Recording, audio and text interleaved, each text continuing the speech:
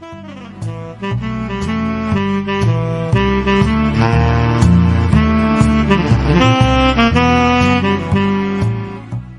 good morning. Thank you so much for joining in on this workshop. Let me just start by introducing myself.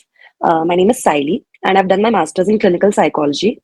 I've been working at Mindtype for a while now, and I've had the opportunity to assist individuals facing a range of mental health challenges such as anxiety, depression, stress, relationship conflicts, etc. So, yeah, that's a little bit about me. We also have a co host with us today. So, Ali, would you like to introduce yourself? Hi, good afternoon, everyone. My name is Ali. I did my master's in psychology from Glasgow University, and I'll be your co host for today. Just some ground rules before we begin with the presentation. We would request everyone to keep their mics switched off and their videos off as well. If you have any questions or if you have some inputs about the topics that are being discussed, please put your answers in the chat box or raise your hand and we'll get to you as soon as we can. All right. Thank you so much, Ali. And also, this workshop is being recorded. So only the audio and the slides are being recorded. Your names and the chat box and everything is not being recorded. But if you guys do unmute and speak, so that will be there in the recording. So I just wanted to put that disclaimer out there. All right. And these slides are a copyright of Mindtribe. So please try not to take any pictures or recordings of the slides, and let's keep this a safe space for everyone, and also let's make it as interactive as possible, right? So you guys can type in the chat box if I'm asking any questions, or if you want to add any input, please type it up in the chat box, right? And like Ali mentioned, at the end of the session we'll try to resolve any additional doubts that you guys might have. All right, so let's get started. So have you guys ever noticed that when you tell yourself not to worry about something, you end up worrying about it more? Yes. Do you guys have any doubt, Umesa?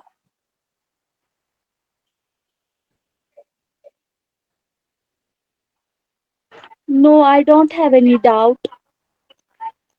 All right. Okay. And there's someone else who's raised their hand.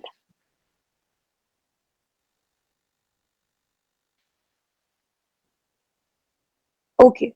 So I was asking you guys. So have you ever noticed that when you tell yourself not to worry about something, you end up worrying about it more? Give me a thumbs up if you guys have ever faced something like this. All right. I see a few thumbs up.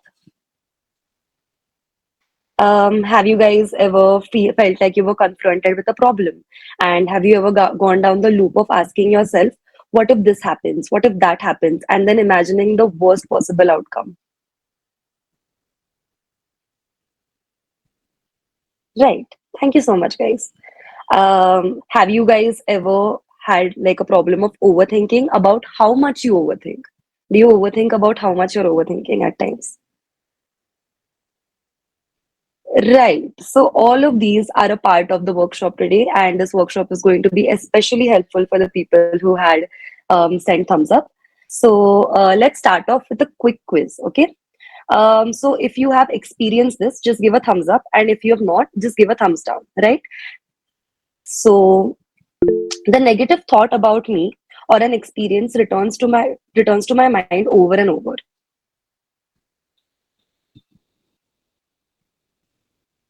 All right. I see a lot of thumbs up. The thought pops into my mind repeatedly throughout the day. Hmm. Okay. Once I start thinking this way, I can't stop myself. I see a lot of thumbs up.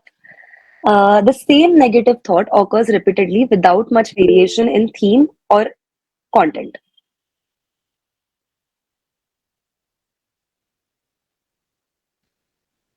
Hmm. And lastly, I seem to be irresistibly drawn to the negative thought even when I don't want to think about it.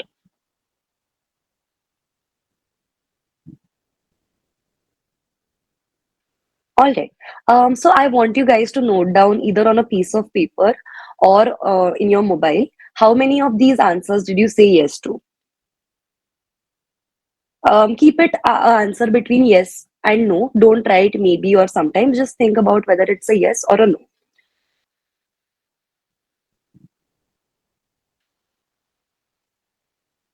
All right. Is everyone done? Could I get a few thumbs up? Great. Okay, so these are the few topics that we are going to be covering in today's workshop. So today's workshop is on how to stop ruminating or overthinking about negative thoughts that we have. So first we are going to cover in the introduction what exactly do we mean by rumination? Then is it unhelpful? Why do we do it? Risks of ruminations, steps to identify if you are ruminating, and most importantly, of course, how to stop ruminating. Yes, does anyone have a question?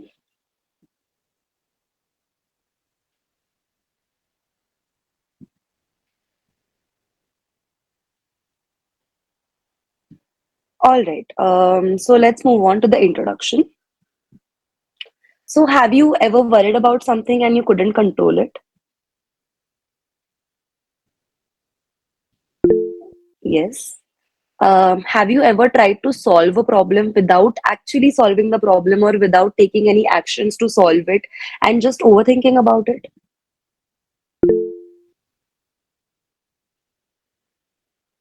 And have you ever indulged in self critical thoughts where you're criticizing yourself, you're putting yourself down? Have you experienced this? All right. So if you answered yes to some of these questions or one of these questions, this phenomena is known as rumination. So what does it mean? So rumination is basically both a symptom and a cause of depression, meaning it can make depression persist in an endless cycle. So rumination and depression kind of have like a bidirectional relationship, that when you ruminate a lot, when you overthink a lot, it can lead to depression and anxiety, and because you have depression and anxiety you might ruminate a lot, so it's kind of like a loop. It keeps on going in cycles, right? So this phenomena is named as rumination by psychologists. So the term rumination means when someone has repetitive and constant thoughts about something. Usually it is about a problem, a situation, or a particular situation where you have to make a certain decision, right? Sometimes people might end up getting caught thinking about the same thing over and over again, and no matter what they do, they just get caught in an endless cycle. They realize at times that okay, I'm overthinking. Okay, this is probably not the most realistic way to look at this situation, but you just can't help it. You just can't stop the cycle of overthinking.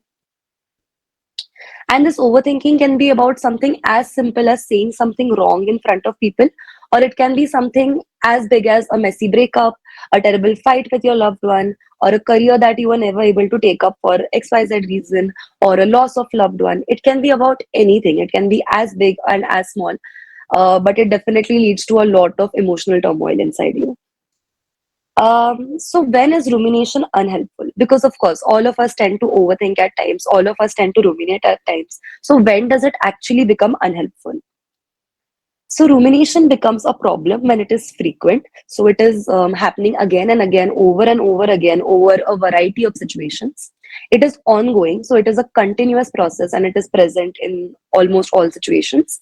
And it interferes with your ability to engage in daily tasks. So, of course, because your mind is so occupied with all the thoughts about overthinking, all the negative thoughts that you have in your head, it takes away the attention from the task at hand, and you tend to focus more on the negative thoughts.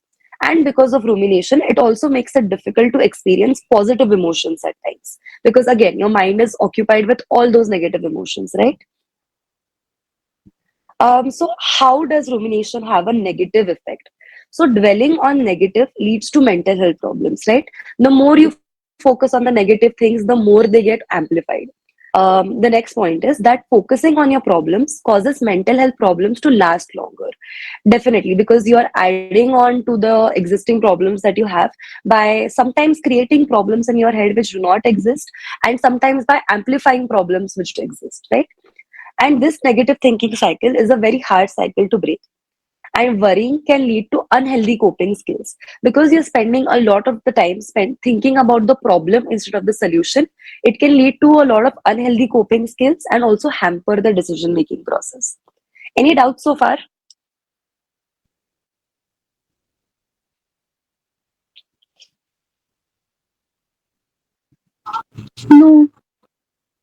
All right. Someone asked, so normal overthinking can also come into depression because sometimes people just casually say, I'm depressed. So is it true or not? Right. So all of us tend to overthink to some extent, right? It is not something that you can eliminate completely. There are going to be things that you will overthink about, right? But not all overthinking is always going to lead to depression. And but if you are depressed, you are very likely to overthink, right? And also the second question was because sometimes people casually say I'm depressed, so is it true or not? um, Sometimes people don't know the intensity of the word depression, and also sometimes people are actually depressed, and as a third person it's difficult to gauge what a person is actually going through unless you are in their shoes, right? So it's difficult to say. It really depends from situation to situation.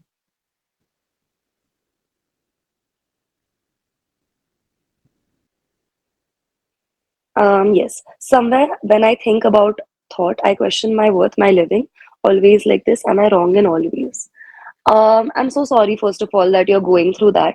All of us, again, do tend to question our worth at some point of life when we are dealing with some sort of a failure, or we feel like our life is stagnant right now and we are not moving ahead. But that does not mean that you're wrong. You're in a phase where you're feeling low, you're not feeling yourself, you're not feeling your best. So it's very important that you try and pull yourself out of that phase and you seek help whenever you need it. Vaishnavi says people don't understand the real meaning of depression. They don't know what we actually feel. It's really, really hard. It feels like hell. Definitely. I'm so sorry if you have experienced this, and just stay strong. You're definitely going to get out of it. It takes some time, of course. It's a tedious process, but it's worth it at the end. Thank you so much for sharing that. Shivesh, I'm not very comfortable with Hindi, so it's mostly going to be in English. I'm so sorry about that. Um, yes, Tanisha.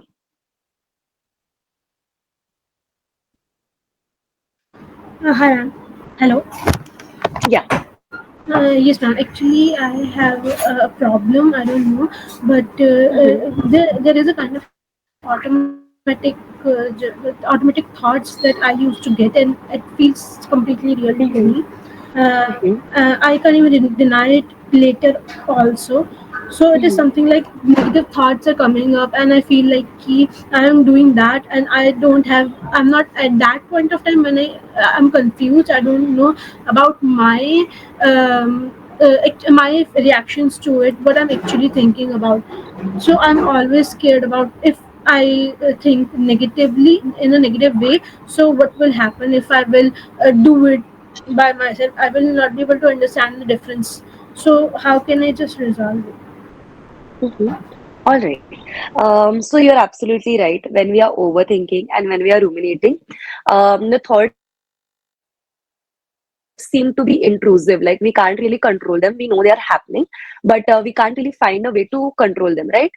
So towards the end of the session, we are going to discuss a few strategies on, how to exactly manage that and how to control that. So we'll take a look at those, and then if you still have any doubts, we'll definitely be happy to resolve them at the end of the session. All right. And same for Simran, we'll suggest a few ways that you can manage this entire situation in your day-to-day life. And after the session, again, if you do have any doubts, we'll be happy to resolve them all. Kashish, intrusive thoughts are basically thoughts which are occupying your mind and they're taking up your mind, and you have no control over them taking up your mind. Like you're aware of them, that they are there, but you're not able to stop them. They're invading your mind. So that is what it basically means. All right. Okay. Let's take a look ahead and we'll take a few more doubts later on. So this is called the negative thought cycle. All right. So you guys might have heard the quote by Gautam Buddha that whatever you think you become, right? So this diagram is basically that. I'll explain it to you in simple words. So our thoughts become our feelings, and our feelings become our behavior, and our behavior again affects our thoughts. So it's a loop, right? It's a cycle. So let's take a look at this example. So it says that I must be stupid. I'm definitely going to fail this exam. So you have this negative thought in your mind, and that will of course lead to you feeling sad, that will lead to you feeling frustrated, it will lead to you feeling stressed, it will lead to you doubting your capabilities, you will feel inadequate, and all of those things, right? So there are two ways in which you can act in this particular situation. Hello. The first, yes. Uh, Really, actually, I think I can't see the presentation slides. Is everyone able to see the presentation? Yes, All right. I think Vineet, it's a error on your part. Could you just join again, maybe?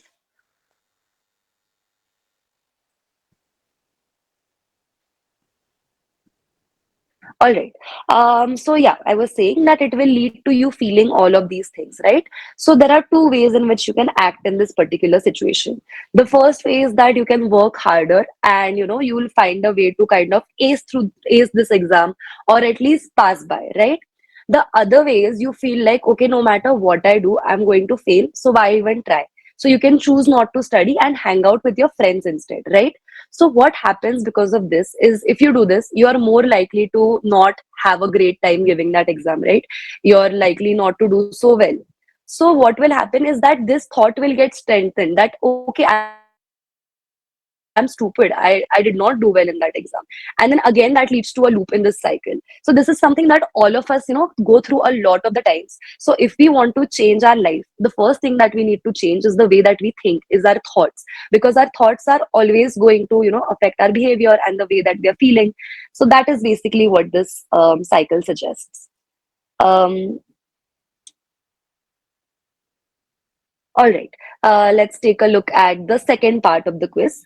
So again, please do give a thumbs up if you guys relate to these things. I get stuck on the thought and can't shift my attention to something else. Okay, I see a lot of thumbs ups. My mind feels like a broken record, and I get stuck on the same issues and I can't move on.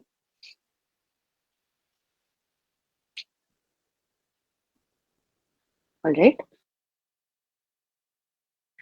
Despite thinking about this issue over and over, I have made no progress in resolving the problem. Mhm. I can't seem to think of me or my experience in a more positive or hopeful manner.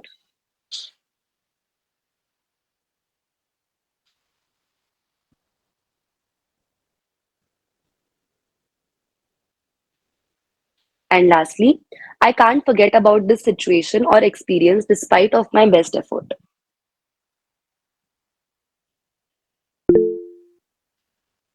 All right. So again, I would want you guys to note down how many of these things did you say yes to? Because at the end of the session, we'll take a look at what these scores exactly mean. What does it mean if you answered yes to this many of the questions? What does it mean if you answered no to this many of the questions? So make sure that you write it down and you note it down somewhere. Give me a thumbs up once you're done noting it down.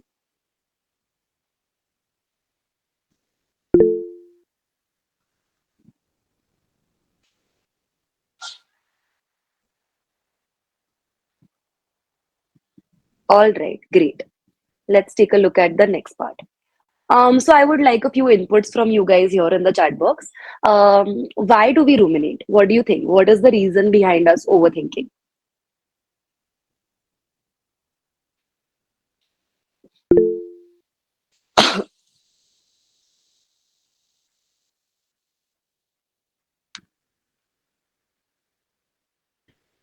Someone said our experience,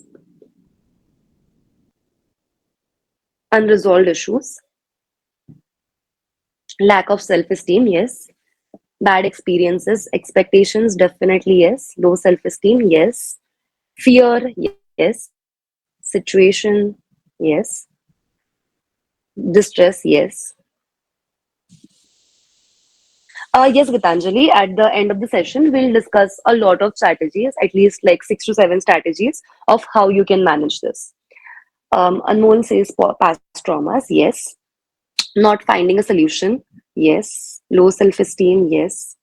Fear of losing, depression, pressure from peers, heartbreak, Um, yes, fear of losing people, behavior of our loved one, wanting to do better, insecure attachment style. Yes, all of you are absolutely right. All of these are completely valid reasons why, we tend to ruminate, we tend to overthink. So thank you so much for interacting, guys. Body, yes. Lack of self-confidence, yes. All of these are absolutely right. So let's take a look at the few additional reasons that you guys may have not mentioned. So the first one is human nature. So the evolution of our brain, right? So this might be a little bit technical, so just bear with me, guys. So humans, us as humans, we have the tendency to focus and remember negative or painful memories. All right, because our brain is built in a way that it has a negativity bias. So why is our brain designed this way, right? This is because when we had the process of evolution, right, our brain prioritizes negative information so that we can enhance the chances of survival. Because in the earlier times, there were a lot of threats that humans faced, right? Living in the wild and things like that. So that is why our brain was built in such a manner.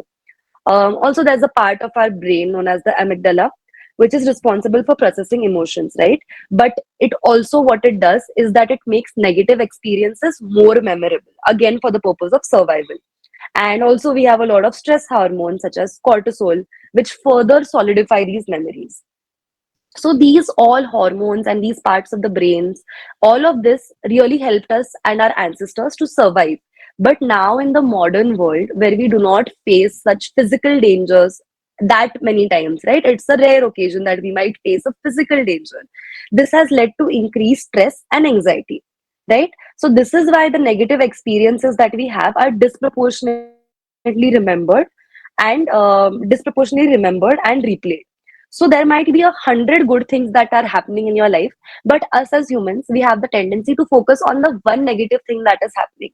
And sometimes this is just because of the way that we have evolved. Does anyone have any doubts regarding this? Was this clear?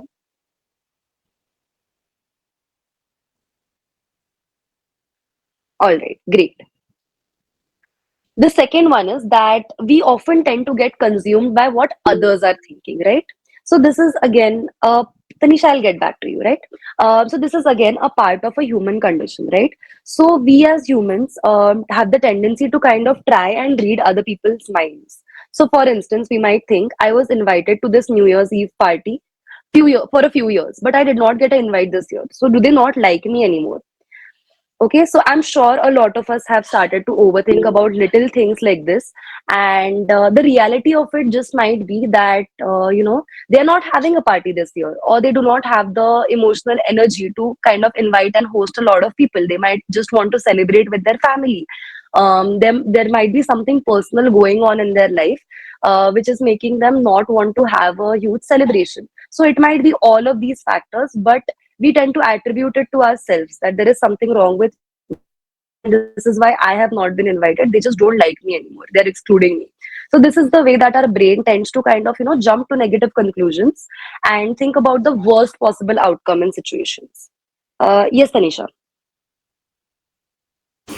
Ma'am, yes, in the previous slide, it is written that Hmm. negative slash painful thoughts, yeah, Hmm. painful memories. But what Hmm. do we, and how can we say negative memories are the Hmm. painful memories? How can we say that negative memories? Is negative or painful same thing, same about the memory? Yeah, yeah. It can be How? negative, it can be painful. So let's say there is a death of your loved one. That is definitely a negative memory. That's definitely a painful memory. There's no way in which we can look at it as a positive memory, right? Or us failing a exam. That is definitely a negative memory. That is, of course, you can try to look at it in a positive aspect that made me learn a lot of things. But at that moment, it is a negative experience, right? It is not a experience that you would want willingly, that I want to fail in my exam, I want to lose a loved one. So that would be a Like negative grief, or painful memory. like grief. You're asking, explaining. Yeah, it doesn't have to be as intense as grief. Again, it can be something as simple as failing an exam, or something as painful as having a fight with your friends, with your family. It doesn't have to be whatever fits the definition of a negative memory for you. can fit in this criteria. Okay, ma'am. Thank you. All right. Someone had another doubt in the chat box, but what if one of our friends is invited and I am not in this context? Of course, there might be any personal reason why did not choose to invite you, but you never know, right? Unless you actually have a conversation with that person, unless the person outwardly says that this is the reason why XY I'm not inviting you. This is the XYZ reason. It is just our assumption that this is the reason why they are not inviting us, or they might share a different bond with your friend than they do with you. They might share a closer bond, and that's okay. Like, you are not the closest to everyone. You do not consider everyone as your close friend, and that's the same thing which applies to the other person as well, right? So it's important to look at situations objectively. Of course, it hurts at times when everyone is being included and maybe you feel like you're the one being excluded, but it's very important to look at these situations objectively. Yes, Reju. Yeah, so my ruminating thought was that I had to move on from my narcissistic parenting trauma without an Mm-hmm. apology. So I kept on Mm-hmm. thinking about this in a loop that in my childhood Mm-hmm. I was made as a mediator to solve the issues between my mother and father because my Mm-hmm. mother was emotionally dependent on me for discussing her marital issues and all. But once she Mm-hmm. was over it, but once she could get over that emotion, she never cared Mm-hmm. about me. She was just Mm-hmm. using me as an emotional regulator, which means Mm-hmm. my Mm-hmm. growth, everything, my age appropriate fun, entertainment, everything was tamed by her because I Mm-hmm. was guilt tripped into not doing whatever suits me. So once Mm-hmm. I entered teenage, I got Mm-hmm. into trauma, this betrayal part, where until then I believed her, I loved her, but then Mm-hmm. suddenly when she changed her behavior, that when Mm-hmm. she got over it, I also have to got over it, meaning Hmm. I was just raised as an extension of hers. So that made me Mm-hmm. go into trauma, and it took a heavy toll on my academic performances, career, everything, that I had to Mm-hmm. completely devote myself into understand what happened to me and also trying to recover, because when we discuss all these problems, most of the time family members and even therapists and psychologists do uh, invalidate us. They never Mm-hmm. acknowledge us that we Mm-hmm. went through all this, because they tend Mm-hmm. to cater to the parents, that you only have one mother, you Correct. only have one father. Like that, they'll just Mm-hmm. invalidate, and then they'll ask Mm-hmm. us to leave the past in the past. But we are Mm-hmm. unable to do that because it has become a trauma. But they are like, why don't you leave it in the past? It is already gone. But that is not gone Correct. from my mind. So what happens is Correct. that when I keep on ruminating over this thought, and then whenever I see my mother, I just get triggered, and it ends in an altercation because she is not willing to accept her mistake of dragging me into her marital issues. So this is Mm-hmm. what Mm-hmm. kept me on ruminating thoughts, and I went into depression. So again, Mm-hmm. when I'm in depression, I'll just again think about all these, and it is an a vicious circle kind of a thing. So now I'm Mm-hmm. trying to break and come this out, and luckily I Mm-hmm. could get the information regarding this workshop today. So Mm-hmm. I'm really thankful Mm-hmm. for that.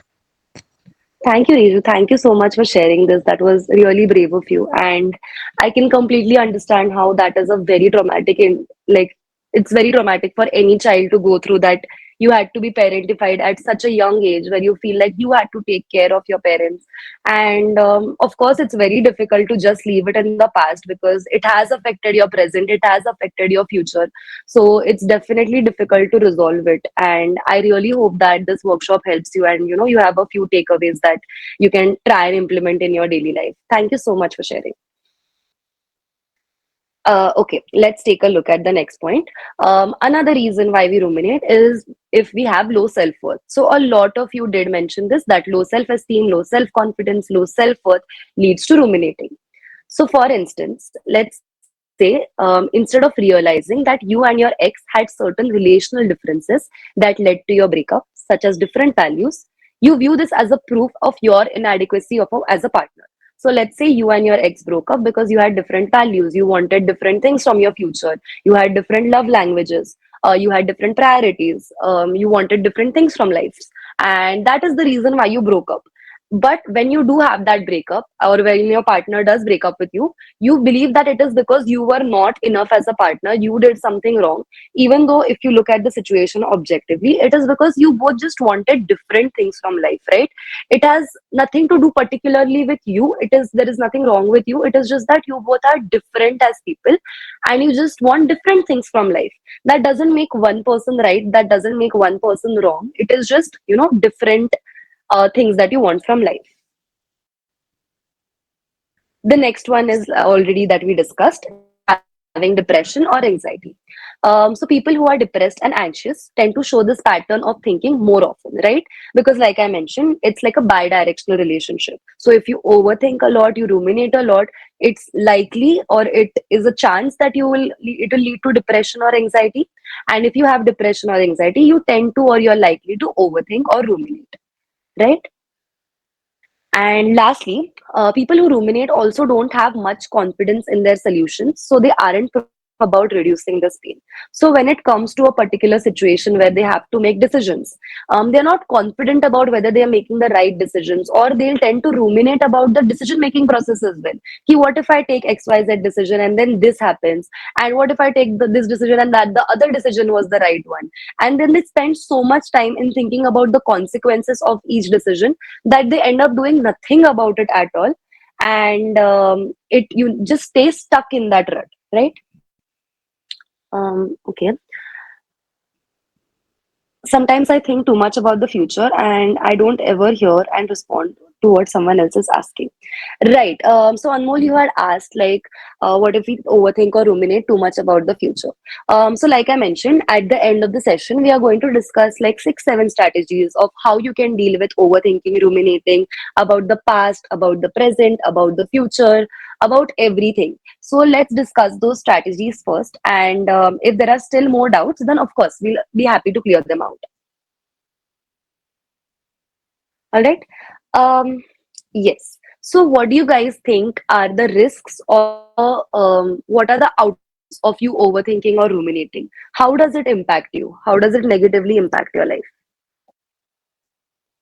Yes, Reju, I completely agree with you. Yes, Kriti.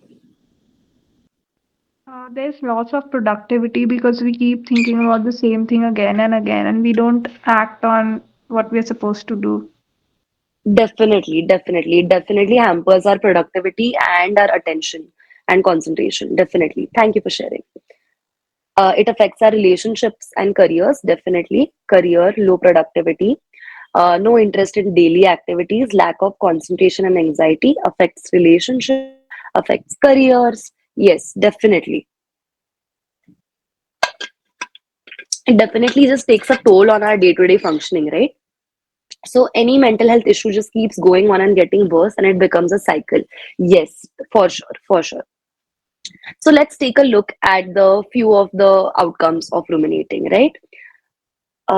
Difficulty in doing or finishing daily tasks. Yes, we heard this most of the times. Yes, affects our physical health. That's a very important one, and one that we tend to neglect. Our mental health definitely takes a huge toll on our physical health. So okay, so one of the things that ruminating leads to is anxiety, of course. It leads to overthinking. So ruminating and overthinking are pretty much similar things. It can intensify any phobias or any fears that we had. Like someone had mentioned in the chat box that they're afraid of getting attached. So when we tend to ruminate about our fears, about our phobias, they tend to get intensified because we tend to magnify or increase them in severity in our head, right? So they definitely make phobias worse. It also leads to isolation and withdrawal. We tend to pull ourselves away from our loved ones, from our friends, our families, because we are so occupied with our overthinking, so occupied with our thoughts. Sometimes we even have thoughts such as, what if people don't actually like me and they're just tolerating me because I'm their family, because I'm their friend, because they have to deal with me and they do not actually want to be around me. And we have thoughts like that, and we tend to pull ourselves out of situations and pull ourselves far away from people. So that is definitely one of the symptoms that occurs. And the last one is emotional regulation. What emotional regulation basically means is how we manage our emotions, right? So again, when we ruminate, it definitely affects our emotional regulation. It affects how we manage our emotions, and we're not able to manage them as effectively because we tend to focus more on the negative than focusing on the positive. Right. So we have a few inputs in the chat box as well.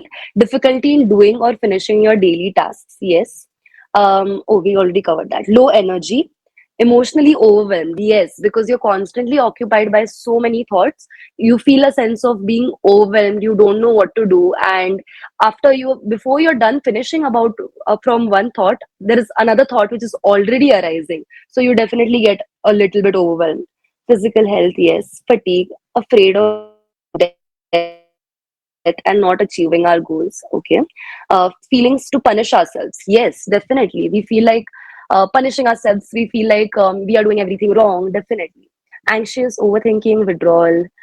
Making you more reactive. Yes, that's a big one. Sometimes the situation in front of us is quite trivial, but we tend to overthink about it, and we tend to attach a lot of more negative connotations to it, and then we tend to react to in front of the like react to the person in front of us. So let's say you and your partner had a small argument, but then you start overthinking and ruminating about it. You attach the trauma that you've had from all the previous arguments from your previous life and everything to that. And then when you communicate with your partner, you're communicating with them with all those negative connotations as well. So that worsens situations. Developing unhealthy coping mechanisms. Yes. Day-to-day tasks are nearly impossible. Yes. Social anxiety, isolating. Yes. Thank you so much, everyone, for sharing. So all of these are definitely, outcomes of us ruminating and things like that. Thank you so much for the interaction. All right. So there's a part three of the quiz, and this is the last part. So again, the same routine. I would like you guys to send a thumbs up if you experience this. I spend a lot of time thinking negatively about me or my experience.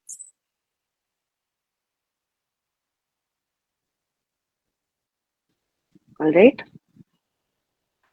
I feel overwhelmed by recurring negative thoughts about me, my life, or my future.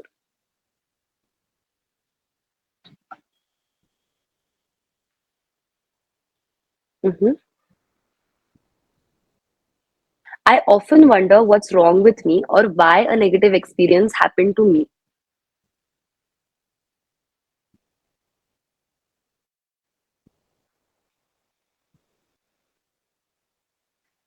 Okay. My repetitive negative thoughts involve a lot of self blame and criticism.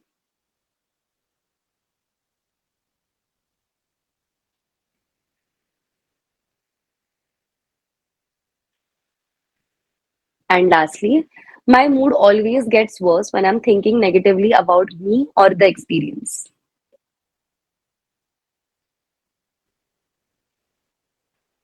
All right. So, like you did the last two times, just note down how many of these things did you say yes to. And when you're done doing that, just give me a thumbs up.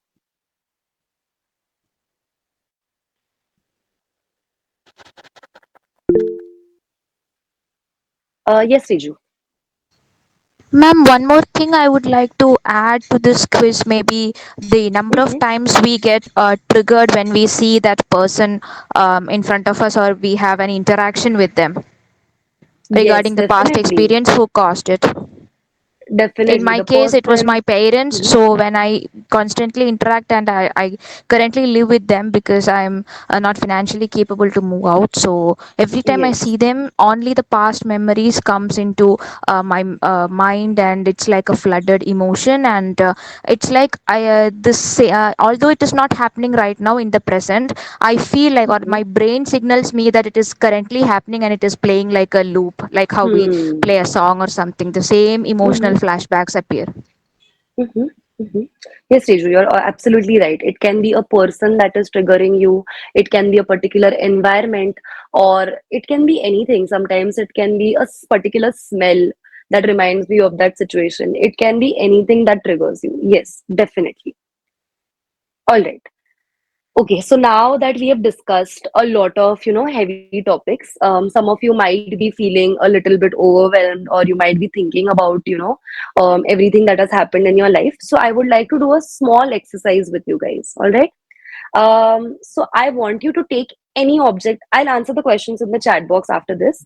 Let's take a look at this exercise first. All right. Take any object that's before you. I want all of you to participate in this. All right. So it can be a book, it can be a cup of coffee, it can be a teddy bear, it can be a piece of clothing, it can be a blanket, or it can be a chocolate, anything that is in front of you right now. Give me a thumbs up when you have taken the object.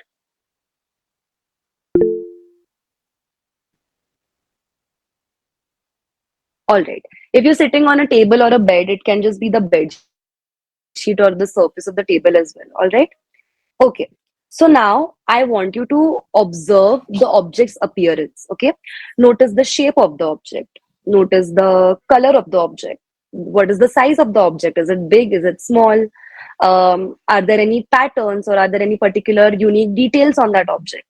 Describe what you see to yourself, right? You don't need to type it in the chat box. Just describe it to yourself.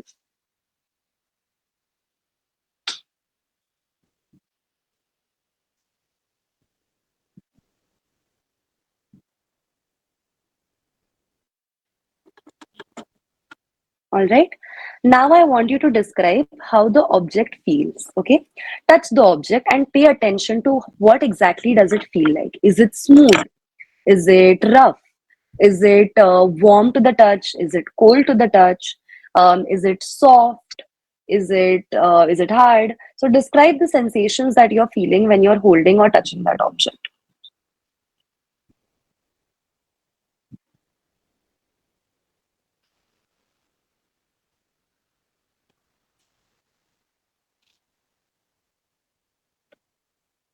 All right.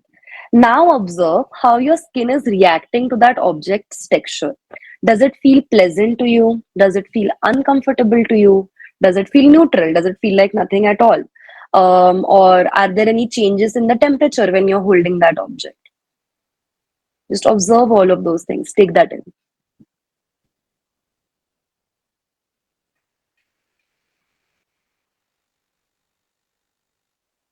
Mhm.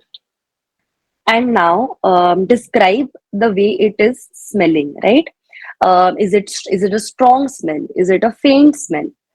Is the smell pleasant to you, or is it unpleasant?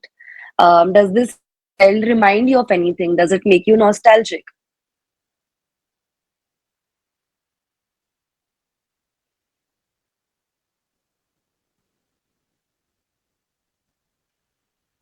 Mm-hmm. Mm-hmm. All right. Sometimes, yeah, you can smell nothing. And of course, if you have a cup of coffee, or if you grab the chocolate or something, then you can definitely taste it and, just savor it in your mouth and just identify the way the food item or the drink is occupying your entire mouth. Of course, don't do this if you've picked like a speaker or a teddy bear or something. But if you have a food or a drink in hand, you can try this. All right. So the purpose of this is basically to bring back the attention, to bring back the attention from the thoughts that you were having, and just to bring your focus back in the present moment, even for a bit, right? Because you were describing the way the object was looking, feeling, smelling, tasting. For maybe like a minute or so, your attention was diverted from those thoughts, and it was in the present moment, right? So you can use this exercise whenever you're feeling anxious, whenever you're overthinking, because what this does is, of course, whenever we are stressed, whenever we are anxious, our body's fight or flight system kicks off, right? So this exercise basically helps us to calm down and gets our body back to the baseline level. After this, you can go back to, you can go back to thinking about it if you want, or you can go back to doing whatever it is that you want, right? um all right. So if you could not answer a particular question, that you don't know whether it's pleasant or unpleasant, it's okay. You don't have to label it. You can just say, what is it smelling like? Is it smelling pungent? Is it smelling sweet? Is it smelling like nothing? Is it smelling dusty? It doesn't have to be a label of whether it's pleasant or unpleasant. You can just objectively describe. For example, if you're smelling an orange, you might not know whether you find that smell pleasant or unpleasant, but you do know it smells pungent, right? You do know it smells citrusy. So you can describe it with those words that you feel are objectively fitting. I was just giving you guys a few pointers that you can ask yourself those questions, but feel free to, of course, pick any other adjectives or anything to describe it. Right. So someone said smells leathery. Okay, perfect. So if you are someone who tends to get anxious quite often, you can keep something with you. For example, for me, the smell of fresh books is very comforting to me. I love flipping through the pages. I love the smell. I love the way it makes me feel. So whenever I'm anxious, I just kind of smell that book. I just kind of focus on the way the pages are turning, and it helps me to come back to the present moment. For some people, it can be the smell of coffee. For some people, it can be the smell of freshly done laundry, or it can just be maybe a picture of your family that is comforting you. It can be a video of waves at the ocean. It can be, you can use any of your five senses for this: your eyes, your nose, your taste, your hearing. Anything which is comforting you, you can just keep one of those things in handy, and that will definitely help you to calm down and reduce the rumination whenever you're going through that. All right. So this was just a quick exercise that I wanted to do with you guys. Yes, Amrita.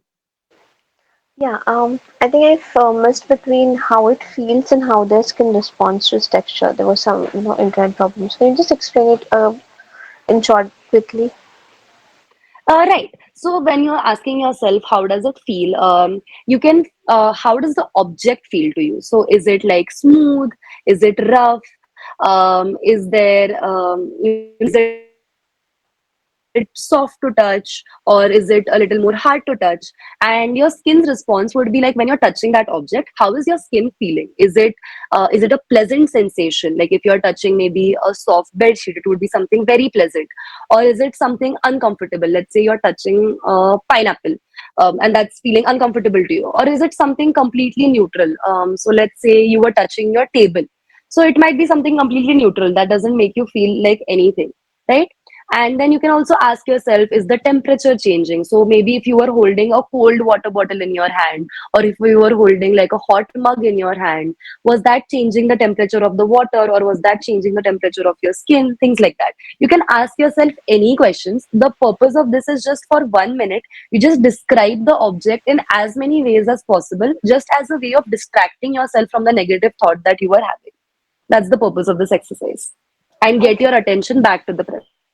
Okay. Yeah. All right. Got it. Thank you so much. Thank you. All right. Okay, so now let's take a look at the steps to identify if you are ruminating. All right.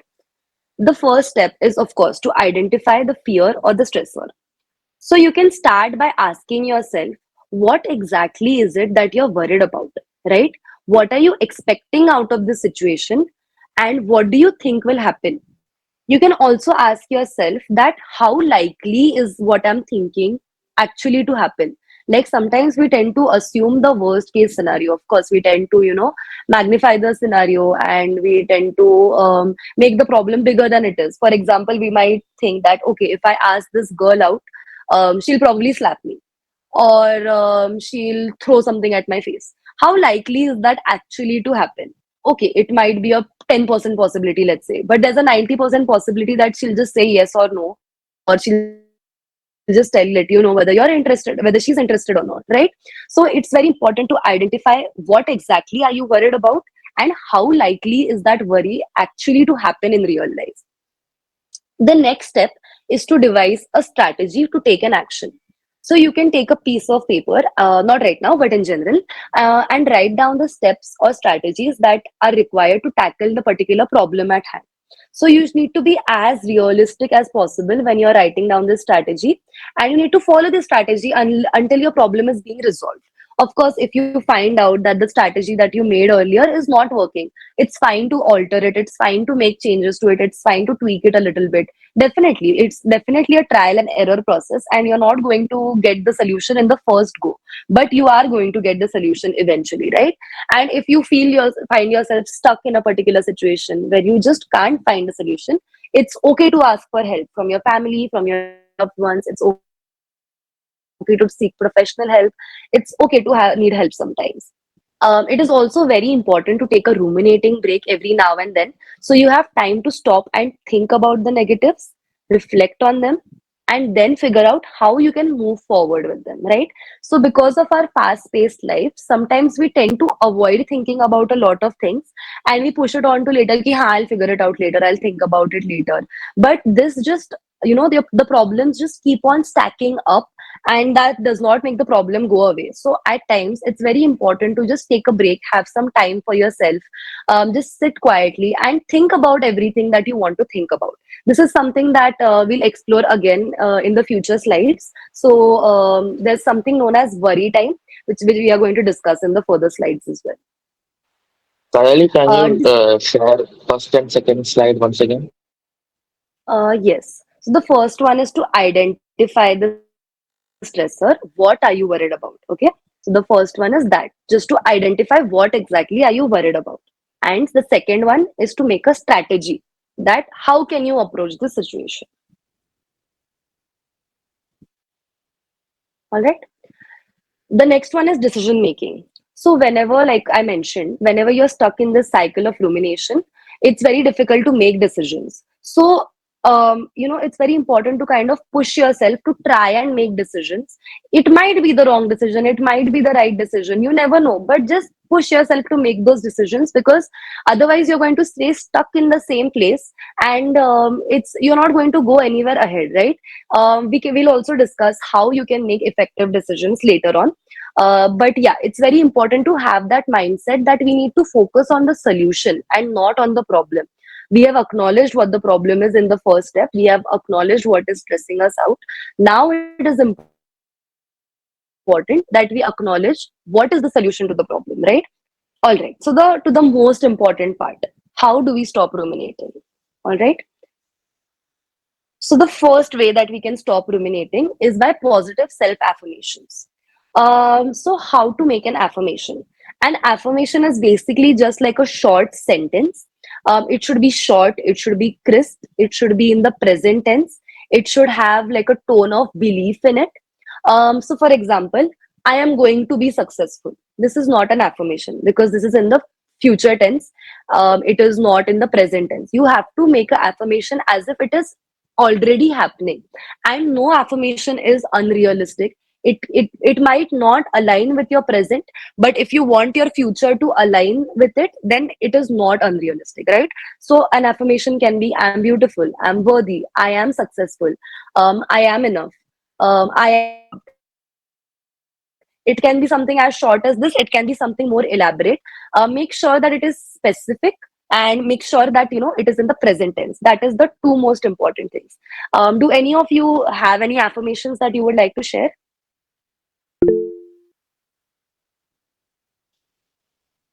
Yes, Riju. My first affirmation is that no matter what happened in my past, no matter how many trauma responses I have, I am worthy of being myself, and Mm-hmm.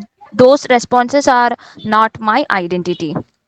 I will work. That's I'm working on that to rediscover who I am and excel on that every day. And I'm becoming a person who is better than who I was yesterday. mhm. That's a great affirmation. Thank you so much for sharing that. All right, let me read a few in the chat box. I'm doing the best that I can. Yes. I'm doing great. I'm healing every day. Yes. I'm the best. I'm worthy of love. I'm worthy to receive all good things that universe has to offer me. Yes. It's okay not to be okay. Yes, that's definitely a very comforting one. I'm worthy of unconditional love. Yes. I seek genuine connections with others, valuing vulnerability in my relationships. Yes. I am co-author. Yes. All right. So these affirmations are something that you can say to yourself every day, or if you want it as a reminder, you can just stick a sticky note on your mirror. So every time you look at yourself, you are reminded of that affirmation. Or you can just set it as your wallpaper on your phone. So every time you unlock your phone, you're forced to read it, and things like that. So it is very important to have that positive self talk. The next is problem solving skills, right? So this is something that a lot of you mentioned that you are struggling with. Okay, so whenever you're confronted with a problem, or whenever you're confronted by a decision that you have to make, I want you to take down again a book. You can have a particular book for this, so it'll make it easier for you, right?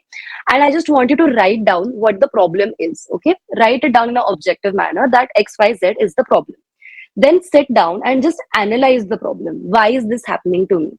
What exactly is happening to me? How is it making me feel? What can I do about this? That is the most important part of it. What is it that I can do about this problem? Is there something about this which is in my hands? All right. So identify the areas of that problem which you can control, which you can do something about, and write those down, right? And then let's say you're making like a decision, and you have three options that you have in mind. Should I do this? Should I do that? Just write down the options that you have. List down the pros and cons of each option. List down the long term consequences, the consequences. What is likely to be the outcome when you make this decision, and just write everything down. When you write things down on a piece of paper, it kind of helps to frame your thoughts in a better manner, and it gives a direction to your thinking. And when everything is out on a piece of paper, you're able to make a more informed decision, basically. So definitely try this out. That just someone asked, do affirmations affect negatively? How so?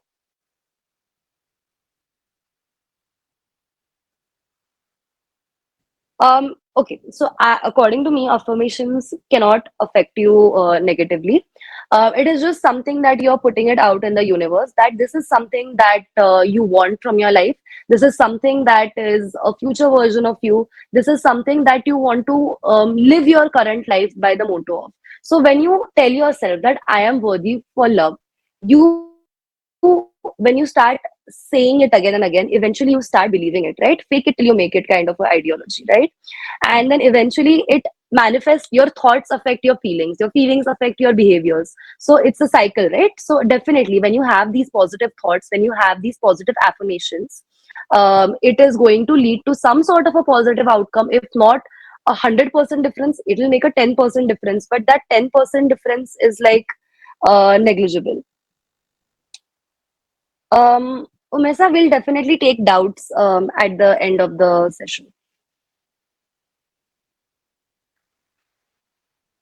All right. The next one is mindfulness. So what mindfulness basically means is to be present in the moment, right?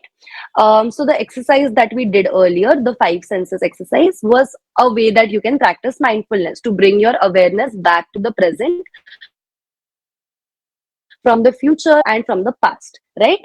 So another way in which we can practice mindfulness is that, let's say you're having a negative thought. You can just close your eyes and imagine the thought as a cloud that is passing by in the sky, right? Just observe the thought as it is coming. Just look at it. Just see what it is that you're feeling, and don't judge that thought. Don't try to evaluate whether that thought is good, whether that thought is bad. Don't try to label it. Don't try to label it at all. Just observe as a third person, completely objectively, that this is the thought that I'm feeling, right? And then just let it pass by, because thoughts and feelings are just like clouds. They come and go. Some of them are definitely more persistent than others, but most of them come and go. They vary in intensity, they vary in size. So just observe them like that, right? So that is one of the things that you can do. Okay, so I would like to explain that with this particular experiment. So I want all of you to participate in this again. So I want you to close your eyes, okay? And I want you to think about a white bear.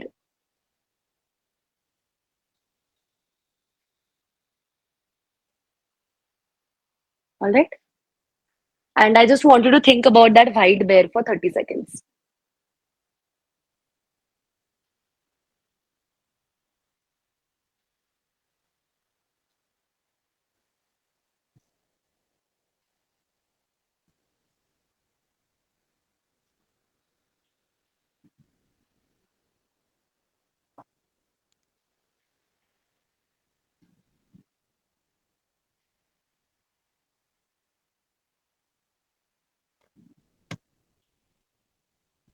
All right.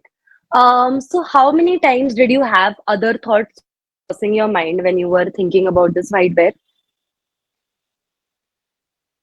A couple of times, once, none at all, twice. Okay.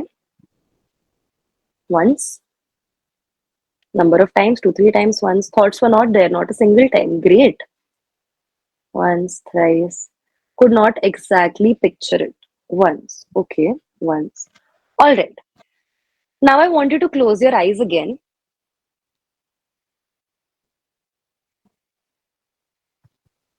Anushka, that's very cute. All right. I want you to close your eyes again. And now you cannot think of a white bear. You cannot think of a white polar bear. You cannot think of a white teddy bear. You can't think of a panda. You can't think of a white bear with a skirt. You can't think of a white bear at all. I want you to do this for 30 seconds.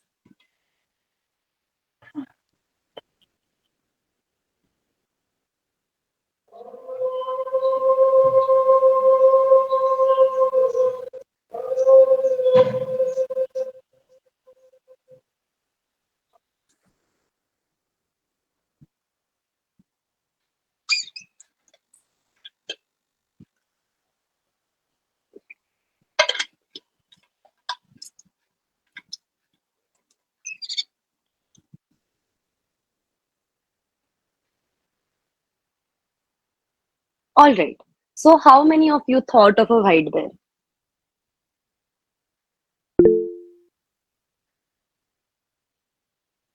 Give me a thumbs up if you actually did think. And be honest here, there's no shame.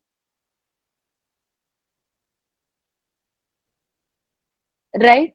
So you might have noticed when you're forcing yourself not to think about a white bear, those thoughts do tend to cross your mind. You do tend to think about a white bear, even though you don't want to think about it. The same is with other negative thoughts in our life, right? The more you try to suppress them and, feel like they do not exist and you're trying to ignore them, the more they are going to appear in your head, the more repetitive they are going to become. So the only way to deal with it is to kind of, tackle the thoughts. Someone said only the white bear was there. There were no other thoughts, right? Some of you did not think of a white bear. That's great. Of course, that's great self control. But a lot of people, according to research, do tend to think about, if they're told not to do something, if they're told not to press that red button, they want to press that red button. So that's the psychology that most people do have. All right. Another way in which you can tackle these negative, intrusive, overthinking thoughts is that you can counteract them with positive thoughts. So, like I mentioned previously, it is impossible to completely stop overthinking because it's a part of human nature, definitely. But why does overthinking always have to be something negative? We can still overthink, and we can overthink in a positive manner. We can overthink in a solution oriented manner. We can, if not positive, we can think in a more realistic manner which matches with the evidence that we have about the particular situation, right? So whenever you see that you are thinking about the worst case scenario, try and counter it with the best case scenario. All right. So let's take the same example as before. What if I ask this girl out for a date and she says no? You can ask yourself that, what if I ask her out on a date and she does say yes? Right. So this forces you to kind of think more positively. If not positively, it actually it at least helps you to think neutrally, right? Which is still better than thinking in a negative direction. But wouldn't that be delusional? But then wouldn't thinking that she's definitely going to say no, being pessimistic?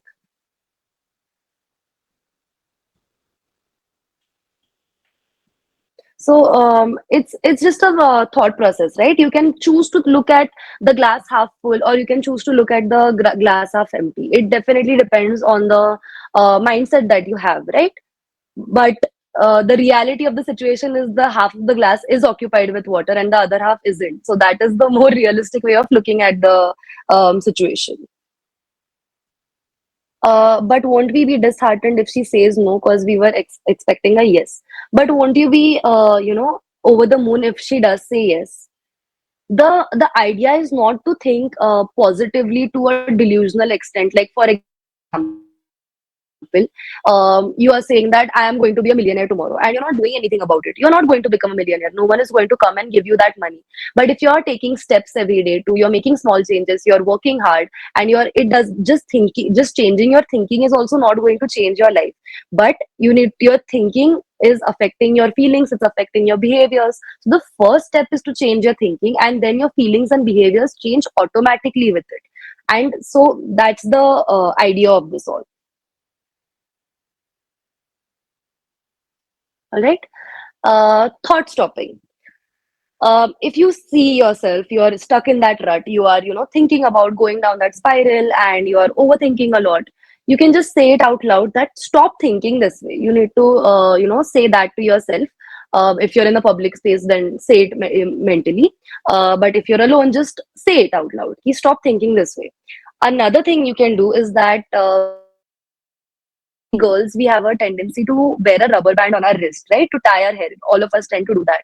So whenever you find yourself overthinking, you can just tug on the rubber band and kind of hit yourself with it, not very aggressively, very mildly. Don't hurt yourself with this. But again, the purpose of it is just to snap back in the present moment, because you're going down a loop which is probably not realistic and which is probably not actually happening, and you're just spiraling down. So that is one thing that you can do. And now I want to take a look at the most important exercise that you can do. And I would say the most effective out of all that we mentioned, right? How do we change the way that we think? So let's say you are confronted by a particular situation. Let's take the same situation as before. There's a birthday party. I wasn't invited. And then you jump to the conclusion that I am not loved. Nobody cares about me. That is the thought that you have. So you can ask yourself that is this thought that I'm having right now, is this based on a reality or is it based on my anxiety? Most of the times, the answer that you will get is that it's based on your anxiety. Is it the truth that no one likes you? Is it the truth that no one cares about you? Probably not. There is going to be someone out there who cares about you, someone who cares more than you know. So ask yourself that question, that is it my anxiety or is it the reality? Right? Then you can ask yourself, are there any evidences that I have to counteract this thought that I have? So the thought that you have here is that I am not worthy, no one loves me, no one cares about me. So just kind of try thinking about the times when people made you feel loved, people made you feel cared for, people did something sweet for you, people did something which made you feel appreciated. So just challenge your thinking in that way.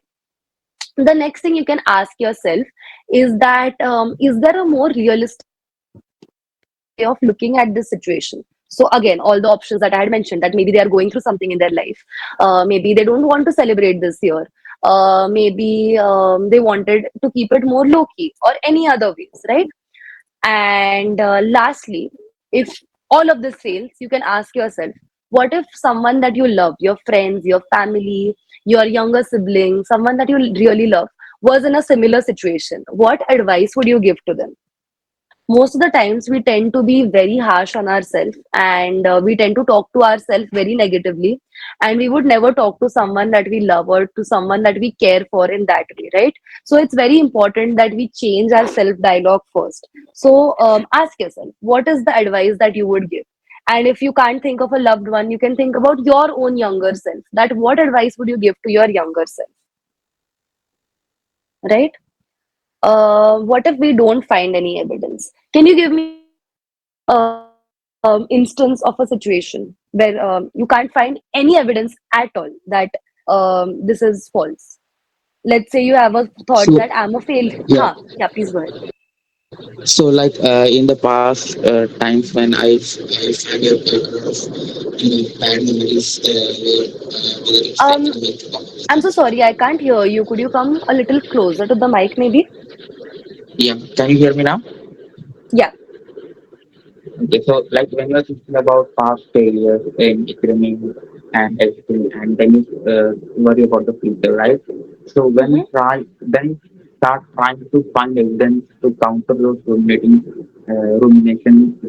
so that you can have a positive outlook on the future. But Okay. then you, but you can't find those positive affirmations because of the lack of evidence. You can't find positive evidence to, Hmm. in yourself. So Hmm. without that, it is very difficult to move forward, convince ourselves. Right. Because without it, we are just it just seems that we are just being delusional. Right. Okay. So, has there been no instance in your life where, you have been successful about something? Like it's not just about, I mean, I don't remember it, but there are some things which are very positive and unique about it that sometimes helps, but it is sometimes not. But even when I think about that, I feel really out of place, and I kind of feel that okay, that's like I tell myself that okay, fine, that things which are very good about you and very talented about you, but in the real world these things don't work and stuff like that. So yeah. Right, right. So what it sounds like here is that you are saying that it is more easy for you to remember the negative things and negative aspects and things which are not so good about you than the things that are more, the successes that you have achieved. Right. So that again matches to the point that we previously made that us as humans, we are more likely to focus on the negatives. Sometimes it will be harder to find the evidence, definitely, but that evidence is there. So sit down and think about all the times that you have been successful. Yeah, but there was no major point in my life till now when I was Vineet, successful. I can't hear you at all. Your voice is very muffled. I can't hear you. So, what if in my life till now there has been no major event where I was successful? What will it do then? All right, think about the small events where you've been successful. Just because it has never happened according to you, which is unlikely. But let's say it has never happened, but it has happened at a smaller scale, so it can happen at a bigger scale. Yeah, okay, I understand. Mhm. All right. Let's just, guys, I will take up a few more doubts, but let's just finish the PPT first, right? So that those who have doubts can stay back and the others can leave. All right. The next way is focus distraction. So you can shift your attention to a single highly engaging activity. This highly engaging activity can be anything. So if you're fan of a particular sport which takes up all your attention, and for that moment you forget about everything, or you like going to the gym, you like cooking, you like baking, it can be something like that. But if you find yourself thinking about negative thoughts even when you're doing those things, there's a very simple exercise that we recommend at times, is that you just try brushing with your non-dominant hand, and then you focus on the way that you're brushing. So because you're doing it with your non-dominant hand, it's going to require more force, it's going to require more attention, it's going to require more energy for you to do it properly. So you can just try doing things with your non-dominant hand. So even that is a highly engaging activity, right? And the last one, like we had mentioned, was to set aside some worry time. So you can keep aside some worry time during the day, during the morning, or during the night, whatever helps you, whatever suits you better. And then during that time is set out exclusively to worry. So you can think about everything that you want to think about. You can sit down and think about the solutions that you want to think about. You can journal, you can do anything that you want, but set aside this worry time so that the worries that you have don't spill over to the other parts of your day. So this is one thing that you can do. All right. Okay. So if you had answered yes to 10 or more of the questions in the quiz, it means that you fit in the criteria of ruminating negative thoughts. How many of you experience that? Please give me a thumbs up.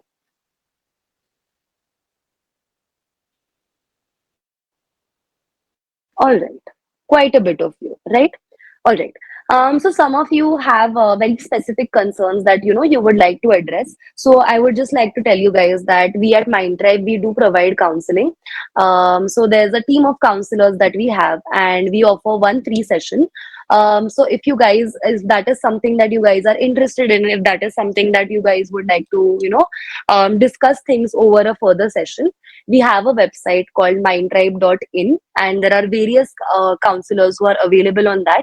So you can fit one which fits your criteria. If you have a particular preference of language, they fit that.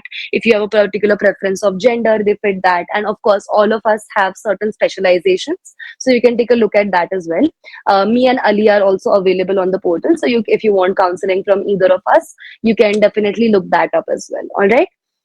And that brings us to the end of today's session. So thank you all so much for attending. Thank you all so much for interacting. And it was really nice interacting with you guys. And if you guys don't have any doubts, you guys can leave. If those who have doubts can stay, we'll answer a couple of doubts and then we'll end the session. Yes, Umesa. Hello, Yeah, am I audible? yeah, you're audible. When I was studying in my B school, one teacher, she was teaching us quantitative research. She is very, very greedy. She always Mm-hmm. tried to use, mimicking my talks. She told me you are talking like little kids and all that. I don't like her. Mm-hmm. I can't control this past exposure of a traumatic event. Mm-hmm. Mm-hmm.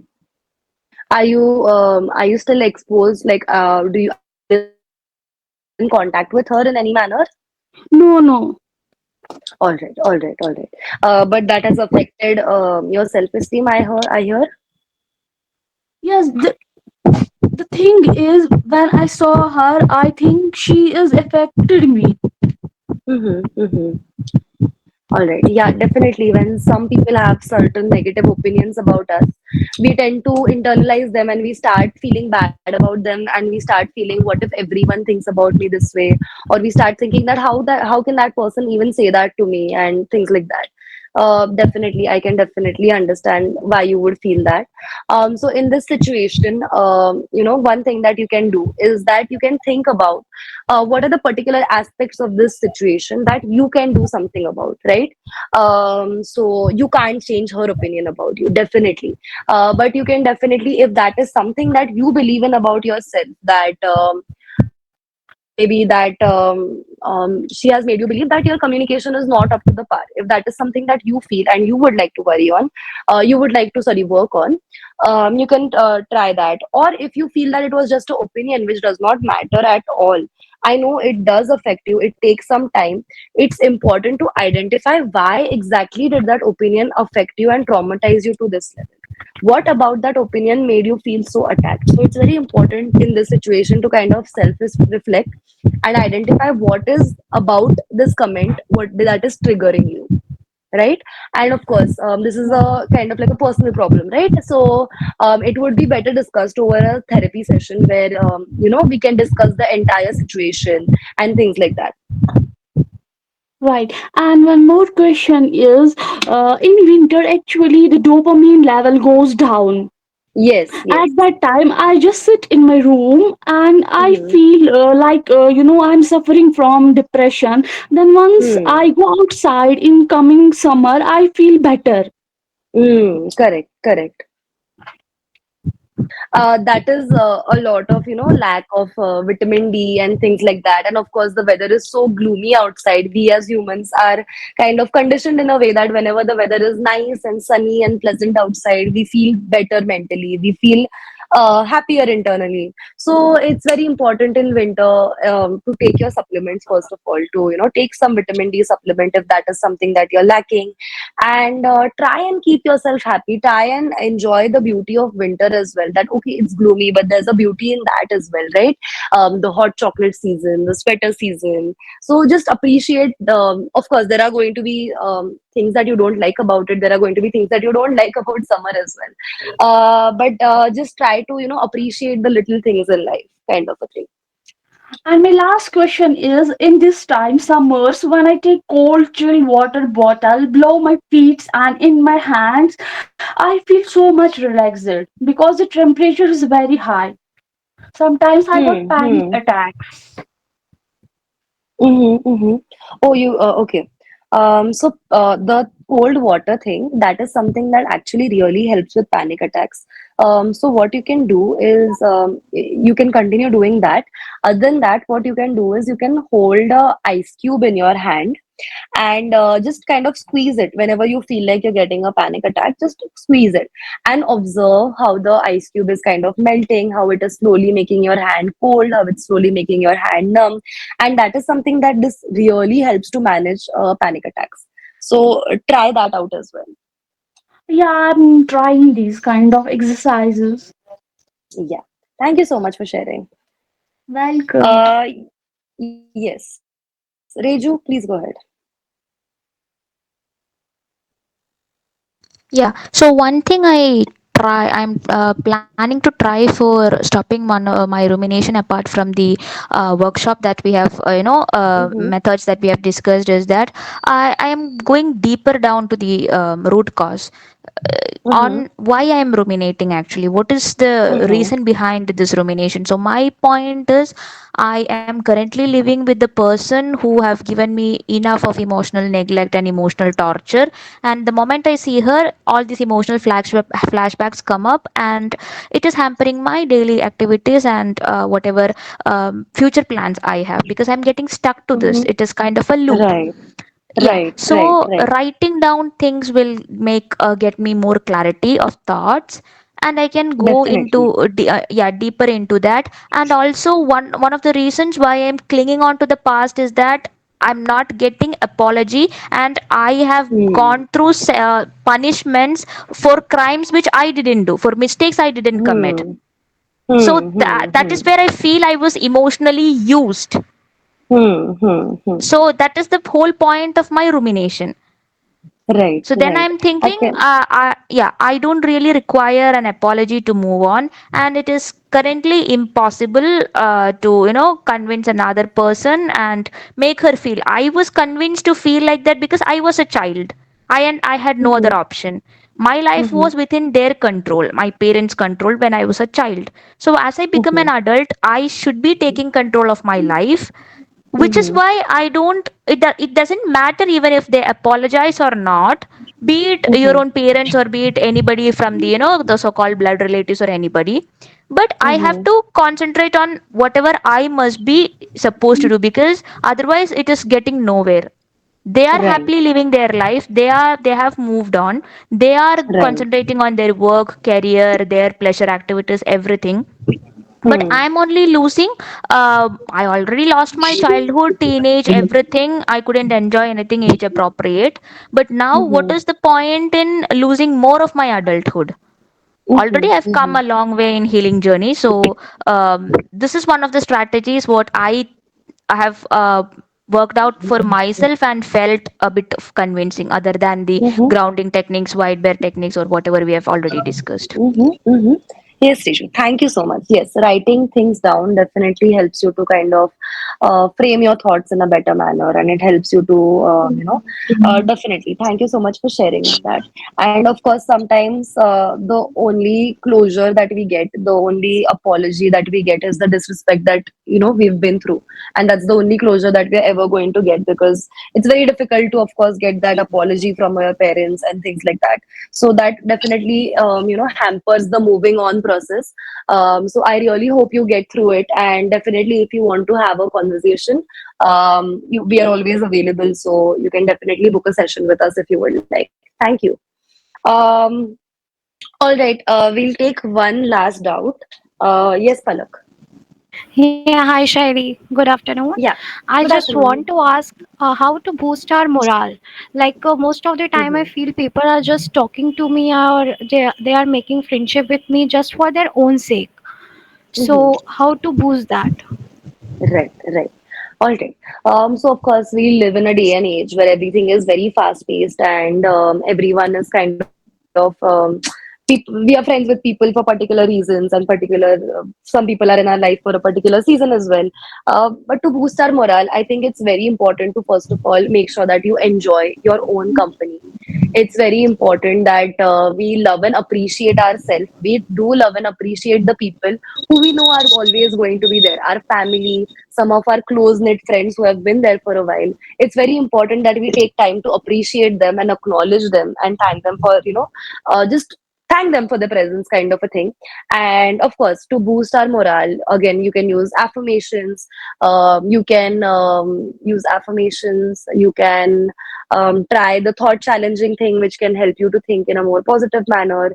You can try all the techniques that we have discussed today. Thank you, Shai. Thank you so much. Thank you. All right. I know we have a few more doubts, but we have already gone around 25 minutes over time. So feel free to contact us on, on WhatsApp. On you can book Ma'am, a just session one with us. last question. Yes, please go ahead.